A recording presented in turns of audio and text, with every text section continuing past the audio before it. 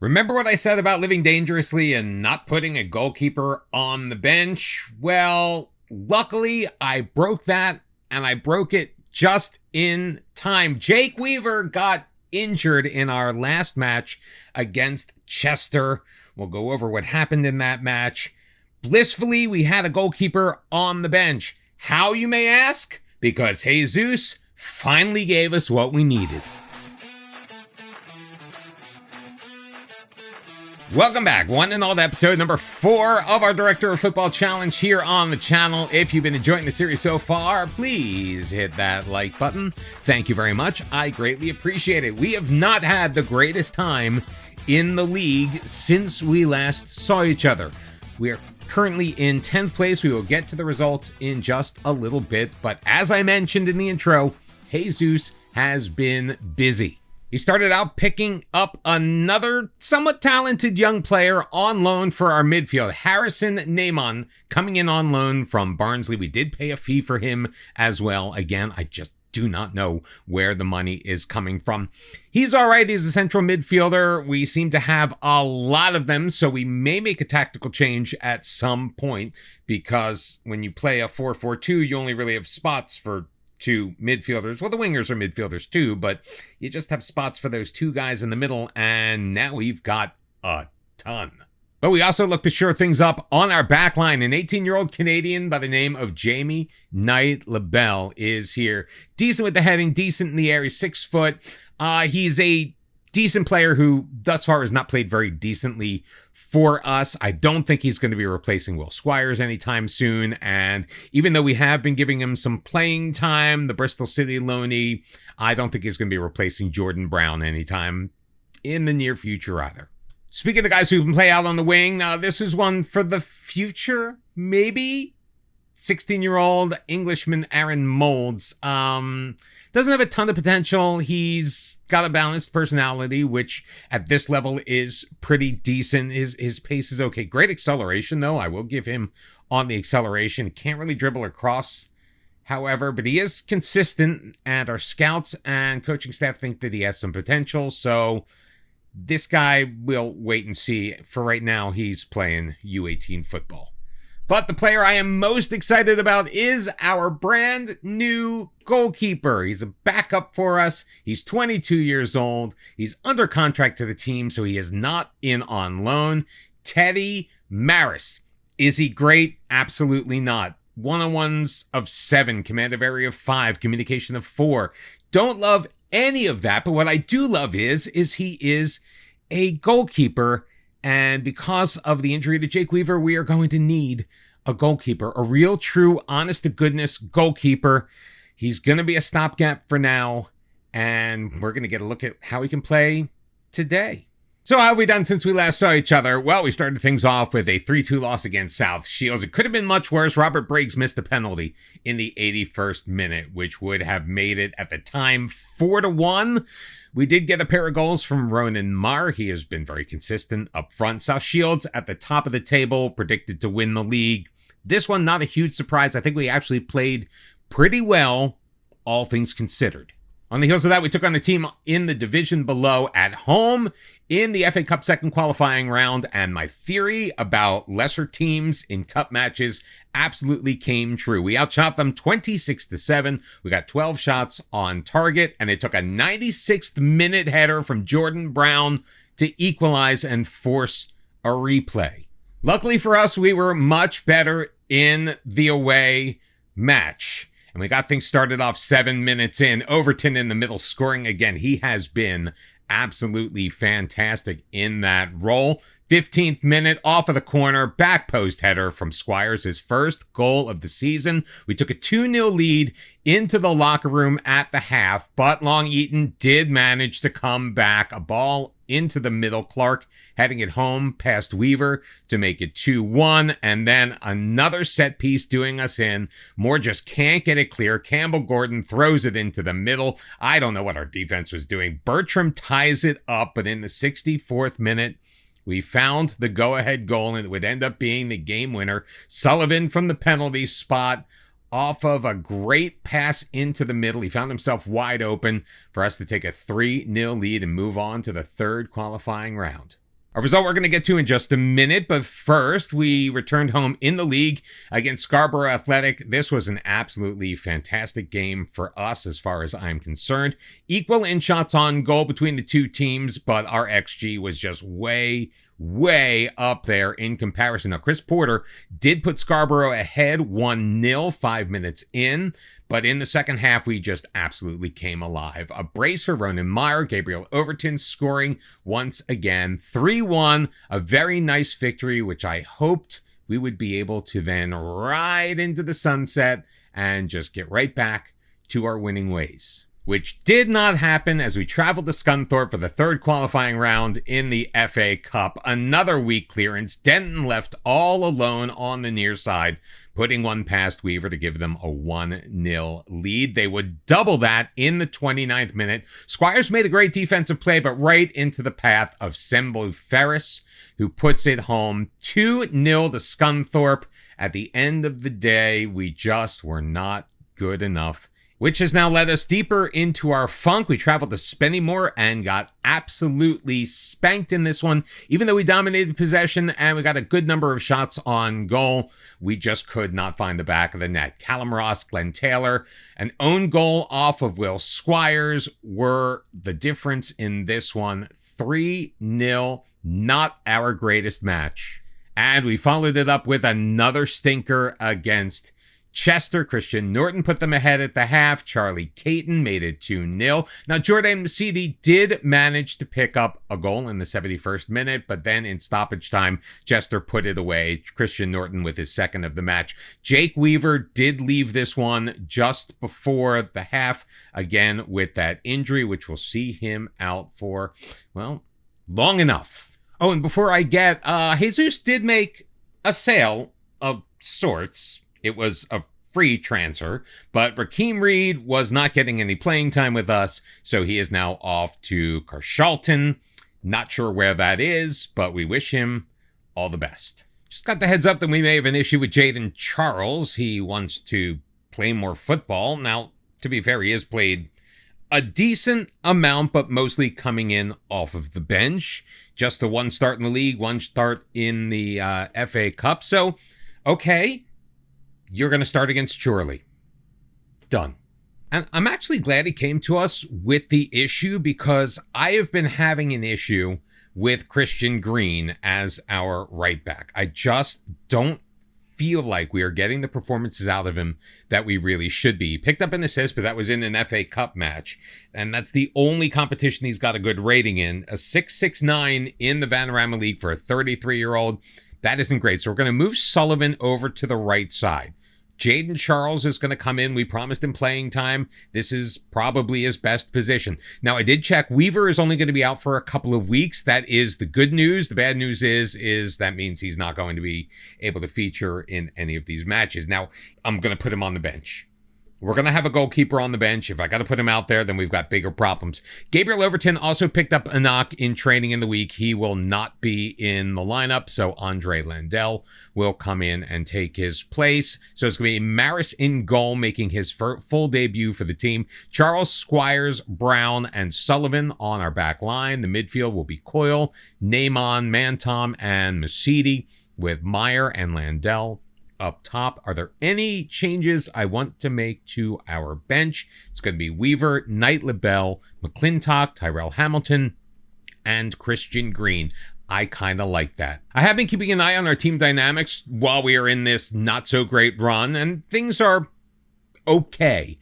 Club atmosphere, slightly above average. Managerial support is pretty good. I kind of like that. Team cohesion has kind of been waffling, but we were never really in the green to begin with, so seeing it on the red side of average, that's pretty much par for the course. But we have gone 3 in a row without a victory, so if we could take on Chorley in 13th place at home and do a good job in the rain. God, why does it rain so much in Football Manager?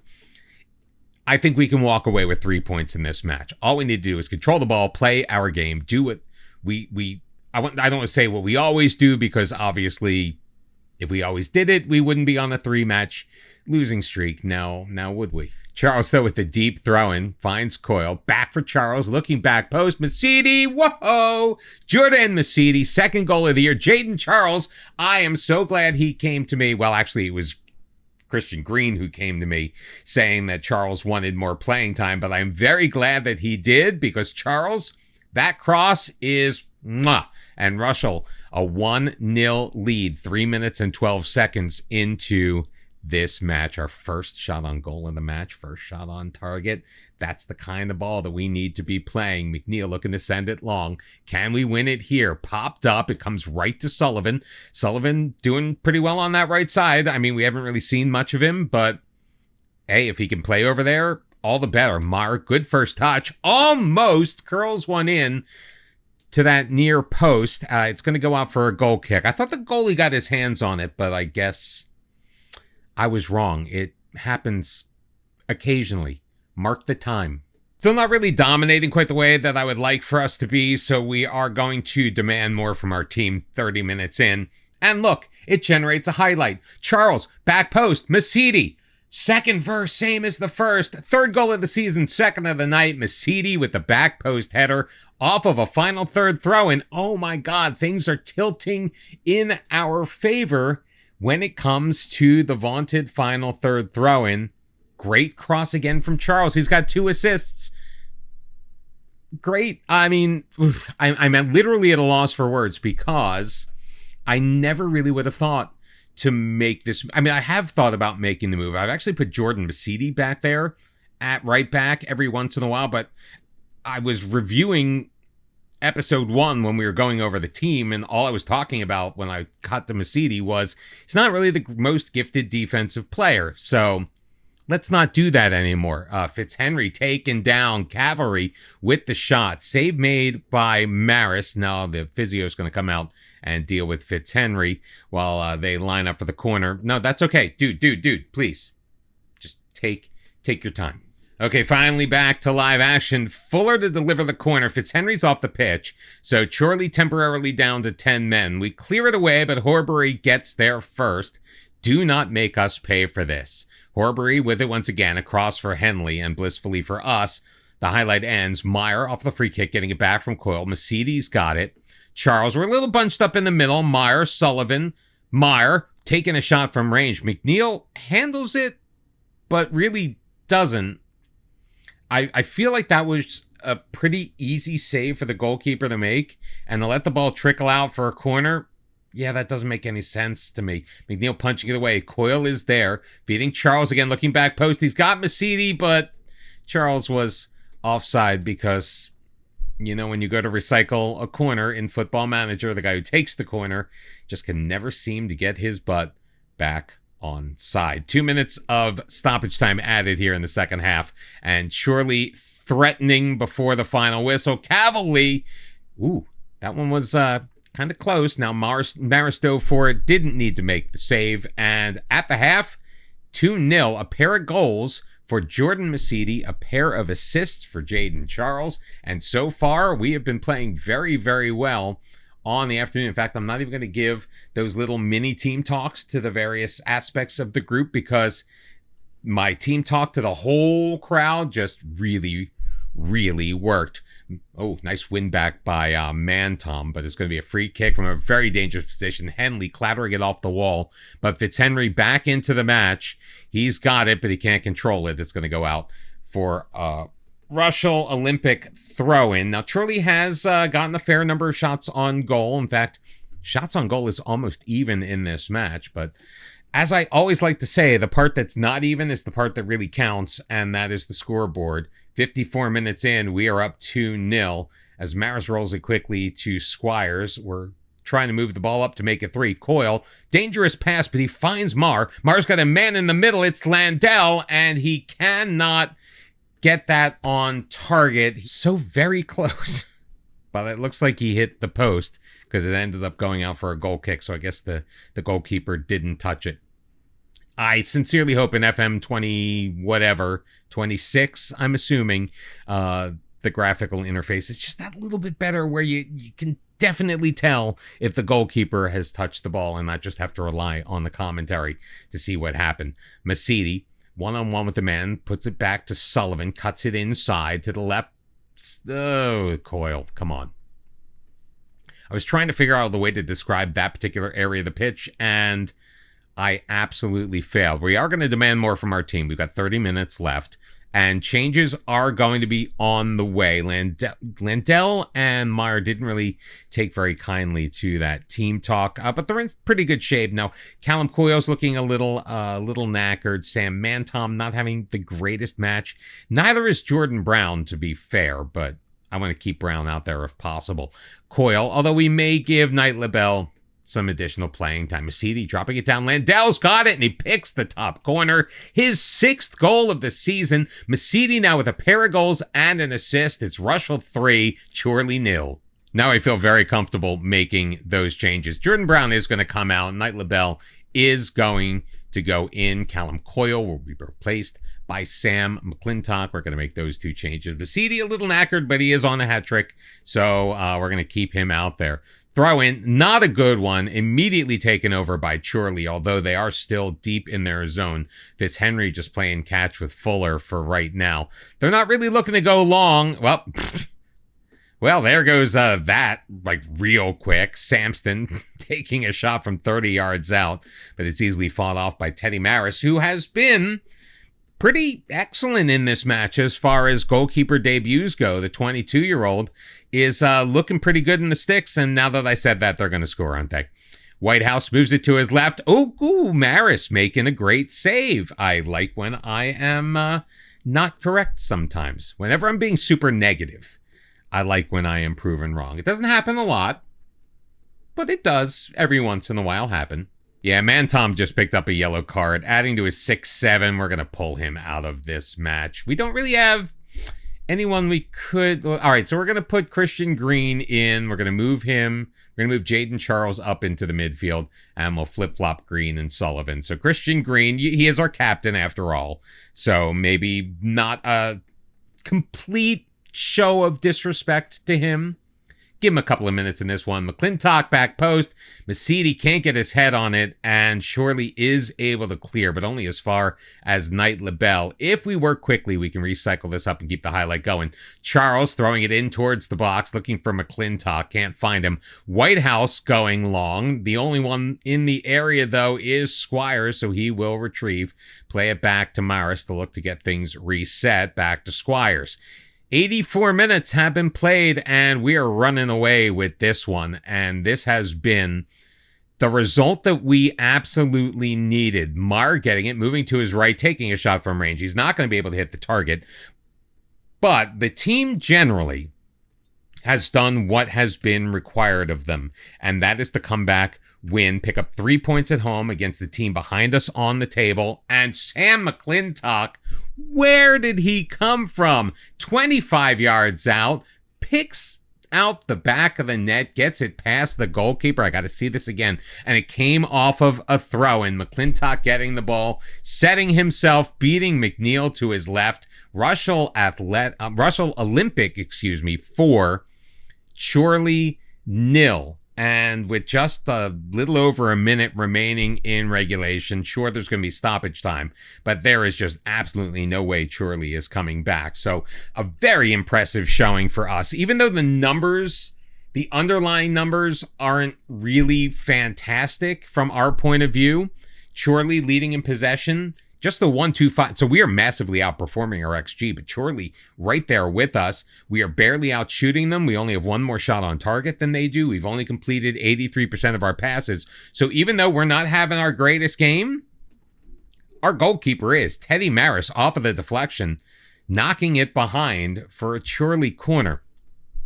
Even though we have not played our greatest game, this probably is so far our best result of the season, a match we were supposed to win, that we did win, and we did so pretty handily. We kept a clean sheet, at least for another minute, please, although probably the last highlight of the match is going our way. Charles taking a corner kick. Can he pick up another assist?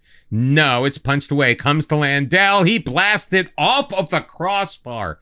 Charles there to deal with it. In for McClintock, squaring it, but Wilson able to knock that one away. And that should do it, my friends. Rushall Olympic 4, Chorley 0. Just one final throw-in from Sullivan. Should do it. Final whistle. Any moment, there it is. At a 4-0 victory at home. Absolutely fantastic. Just what the doctor ordered. All right, guys, time for a little mini FM rant. Remember earlier in this episode when I was telling you Christian Green came to us about Jayden Charles and how he should probably be playing more? Well, we decided to play him, but we didn't actually talk to Jayden Charles about it because I didn't feel we had to at the time, because they were like, yeah, it's not really that big a deal, but you might want to deal with it before it becomes something bigger. So, of course, we naturally played Jayden Charles. He gets 2 assists in the match. He is absolutely phenomenal. And then he comes to talk to us because he wants to start more matches. Dude, we're already doing it. At least in the case like this, I have no problem making the promise that we're going to play him more, because that is absolutely my intention. I was originally going to start him in the match against Brackley Town, but that's just been postponed. A waterlogged pitch at St. James's Park. Not our place, mind you. We were going to be on the road for this one, but a waterlogged park pushed the match back, so guess we're taking on Buxton instead. And now Alex Moore is demanding more playing time. Now, to be fair, he probably is just as good in the role as Sam Mantom. We've been playing Mantom, I guess, kind of out of habit. He's also our vice captain and 31, so at least one of our captains is on the pitch, especially if Christian Green is not playing. But to be fair, Manton, he's kind of reached the apex of his career, and he hasn't contributed offensively. And frankly, a 6.43 rating through the 11 matches he's played, maybe it is time to play Alex Moore just a little, well, more. There is one silver lining to having a match postponed until a later date. It means that there is now a full week between the matches we are playing here in this episode, which means I don't really need to make many changes to the lineup. No rotation here. Now, we are bringing in Alex Moore into the midfield. We already talked about that just a minute ago, but we also finally do have back healthy Jake Weaver. So 2 changes from the lineup that absolutely demolished Chorley. It's going to be Weaver in goal, back four, Charles, Squires, Brown, and Sullivan. Masidi, Moore, Naaman, and Coyle in the midfield with Landell and Meyer up top. The downside is we're taking on a Buxton team that is in a pretty good form and third on the table. I'm just hoping that we can absolutely rise to the occasion. Mar almost caught up to that one. So Buxton able to clear it out into touch. It's an early final third throw-in for us that we are not going to get to see. So I guess we didn't score. But now we get a highlight going the other way. Off of a free kick, Mar can't quite clear it, right winning it back, playing it back. Hull looking for DiGiolamo, nodding it down. Meehan and Weaver able to make a pretty nice save along that near post. 4.5 minutes in, and an early threat from Buxton as the ball is thrown forward. We win the header but lose the battle. Aykroyd feeding it forward. DiGiolamo, I think he was offside. It doesn't really matter because he missed anyway, but it will lead to a goal kick. First couple of shots of the game going Buxton's way, but we've got 70% of the possession, so go figure. Jordan Brown and Masidi already picking up yellow cards. Free kick, though. Oh, couldn't quite reach Meyer. And here comes Buxton again. Oh, Meyer stepping in front of that one, winning it, passing it across. He finds Masidi, moves it to his right foot, into the box, squaring it for Meyer. Meyer's taken out. Penalty is called. It has been given. God bless, no VAR. We don't have to sit through those. And a chance to go up 1-0. Charles is up there. Jayden. It's not how we do things here. Young sending it forward. Brogdon nodding it down. Hunt back in control for Buxton. And it should be 1-0, but Jayden Charles just absolutely bottled his penalty attempt. Squires, left wing, Coyle, getting it into the middle. Naaman charging forward into the edge of the box. Minahan winning it. McCourt playing it up at Charles, getting in the way of that one. Coyle looking for Masidi. Livingston steps in front of that. A lot of back and forth football right now. Di Girolamo feeding Osborne in stride up that left wing toward the far corner. Back for Livingston, into the box, back post, finds right off of the post, right under the foot of Diego Di Girolamo. His 8th goal of the year, and we should have had a 1-0 lead off of a penalty. We missed it, so naturally Buxton comes the other way and just embarrasses us, frankly. The fact that Wright didn't score right there shocked me, so Di Girolamo putting it away. Poetic justice. All right, we are going to demand more from our team because that one penalty shot was the only shot we have had in this match so far. Let's see if we can break them down here in the midfield. Charles up the near sideline. Coyle into space. He's got Marr. Marr with a man in the middle, but he takes it himself, and Ronan Marr equalizes with his 8th goal of the year. Buxton 1, Rushall Olympic 1. I wonder if we demanded more before or after that goal.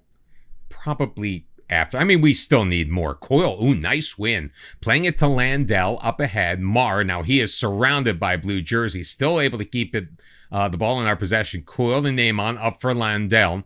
Turns, looking for Masidi in space, but Livingston steps in front of that. Now his clearance will be settled down by Jordan Brown. Masidi and Brown, as we mentioned earlier, already on yellow cards in this match, so we're going to keep our eye on them, especially once we get into the second half. Squires winning it back, but Moore losing it again, and there's Di Girolamo out wide to right. Now he did have to come back for it, but Minahan in control up that right wing. Cut off for a moment, looking back post, finds Osborne, who cannot pick out the back of the net. We have dropped back into 10th place. We are on 22 points, which is actually a pretty good place to be, considering we are still only in the middle of October.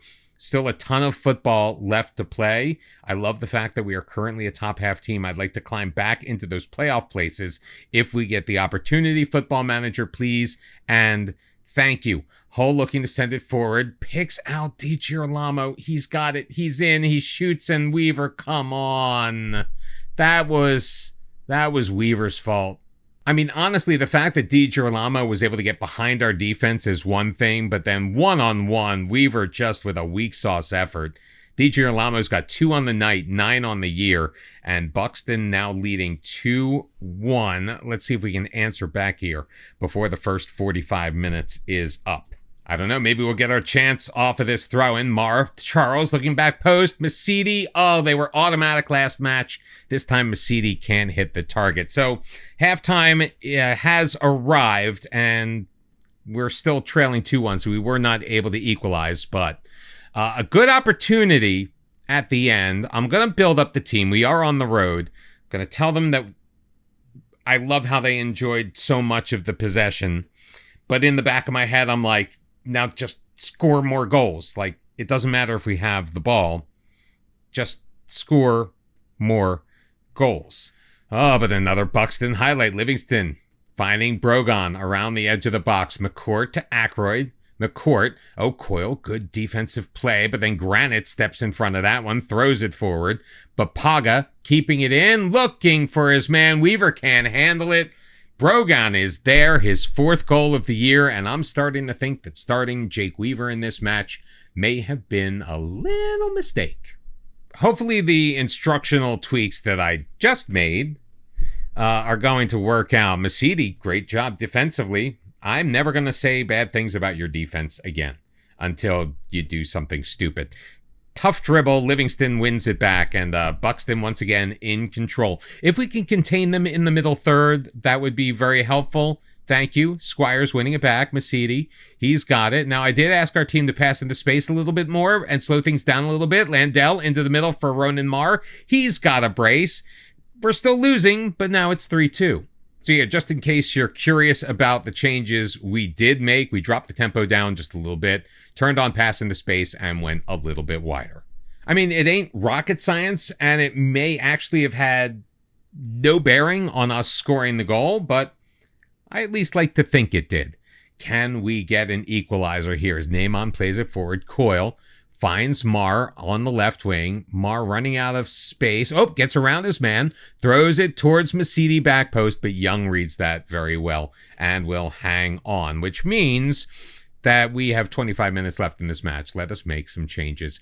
Jaden Charles on a 6-1. Now he's pretty much on that 6-1 because he missed that penalty, but best to get him off of the pitch. Ronan Mar's giving us a little bit of anxiousness, some anxiety in his body language. Forgot that word for a second, but we're keeping him on there because he is on a hat trick. Alex Moore, though, not having the greatest match, so we'll bring in Sam McClintock, who I think came in from Anton in the last match, so McClintock making a sub-appearance in the same role 2 matches in a row. Makes perfect sense. Livingston playing it forward.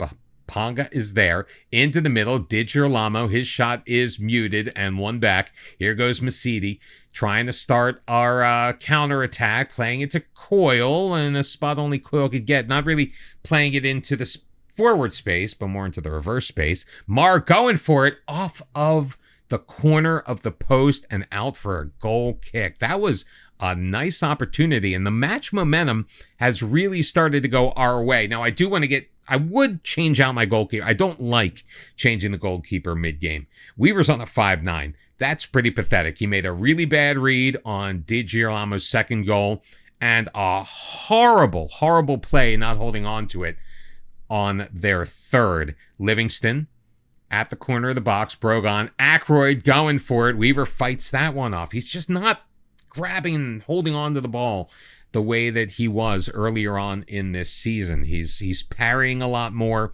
He's making some pretty poor decisions, and maybe we rushed him back from his injury recovery just that little bit too soon. Heavens, even our assistant was recommending that we replace our goalkeeper, but we're not gonna. Long ball out, one back by us. Masidi finds Landell. Maybe take a touch. That's really tough one to do. Have the ball come at you from behind, turn your body, and in one motion, shoot that shot. And I think that we are not going to get an opportunity to even this thing up. 3 minutes added on. We've already played 3 minutes. Come on, Weaver, get it going. Now, usually when the goalkeeper takes his time on something like this, it pretty much means that they already know the match is over.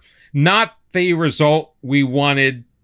Jake Weaver, our reverse player of the match, he was god-awful, and we fall at the Tarmac Silverlands by a score of 3-2. So taking a peek at the schedule, thinking about where we might come back for the next episode. I was originally thinking maybe our second round matchup in the FA Trophy, but the draw hasn't happened yet, so we don't know who we're playing. And then I noticed right before Christmas, we play the home match against South Shields, a chance to exact our revenge on one of our worst losses of the year. And then it's Boxing Day on the road at Tamworth. If you've been enjoying the series so far, if you liked this video, please hit that like button and subscribe to the channel. New episodes out every Tuesday, Thursday, and Saturday. And I hope to see you next time. Until then, bye-bye.